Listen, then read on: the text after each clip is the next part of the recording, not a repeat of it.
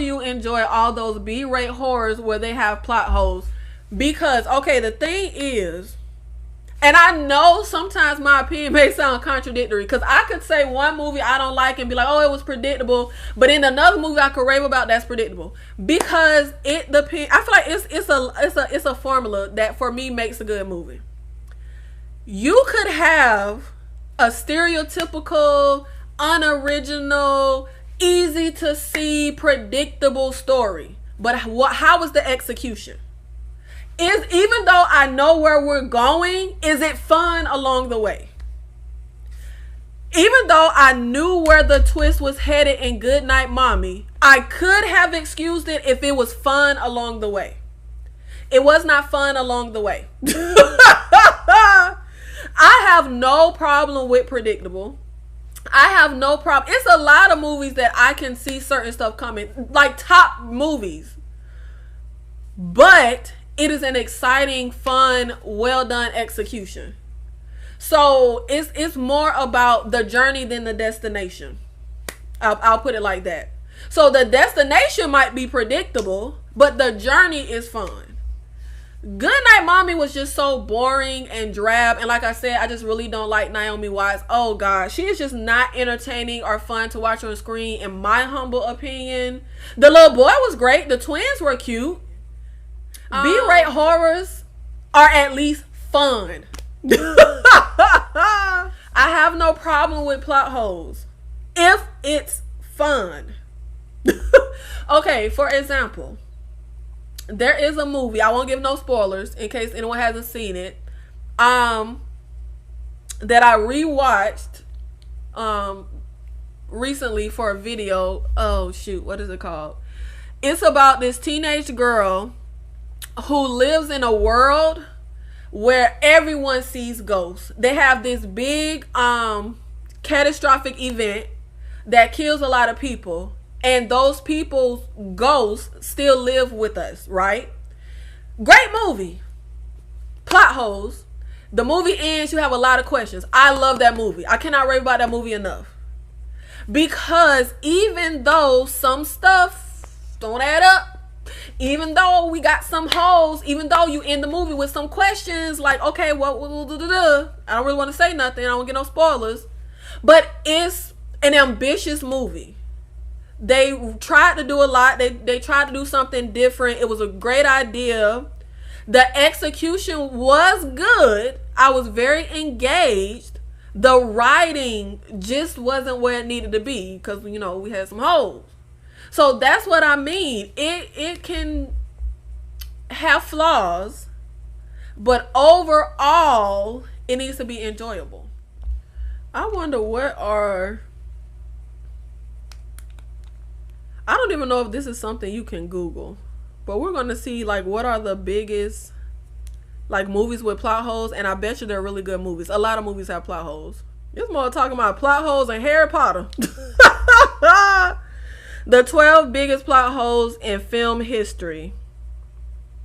Now, this starts off by saying nothing ruins a movie like a baffling plot hole. I don't agree. I don't think a plot hole ruins a movie. It depends, though. Let's see what they say the top 12 plot holes are in film history. Ocean's 11. That is a very famous movie, and they have it listed as one of the biggest plot holes in film. Like, movies can have plot holes, but it can still be a good movie. Shawshank Redemption. Oh, yes, this is a plot hole I always wondered. How did Andy reattach that poster to his cell after he escaped through the tunnel? That plot hole does not ruin the movie, though. Star Wars, famous movie. Back to the Future, famous movie. The Dark Knight Rises, extremely famous movie. Like, tons of, like, famous, celebrated movies have plot holes. It just depends. A plot hole is not a deal breaker, in my opinion, for a movie. What the hell is niggly? The film's few niggly plot holes. What is a niggly? Alexa, what is niggly? Oh, trivial, insignificant. So the film's few. Why they couldn't just say insignificant plot holes? Why they had to say niggly? ain't never heard that word before in my life, but I'm finna start using it. Oh, you know what? I didn't see The Dark Knight Rises. I tried to see it. The Karate Kid, Toy Story. Toy Story? They put a kids movie on here. Armageddon. Literally, the 12 biggest plot holes in film that they have on this list are all super, like, big, famous, celebrated movies. This says for Armageddon, wouldn't it have been easier to train astronauts to drill than to try and teach a bunch of oil rig operators to be in space? Then we wouldn't have a movie. The Quiet Place. I love A Quiet Place 1 and 2. It is riddled with. It says a quiet. I'm sorry. I'm reading this like. Not. Let me read out loud. A Quiet Place is one of the most enjoyable horrors of recent times. We love it, but have to admit it's riddled with logical flaws and inconsistencies. First up, the Abbott family are seen walking along trails of sand and ash in order to dampen their footsteps. But how did the family lay the trails in the first place without the aliens hearing them?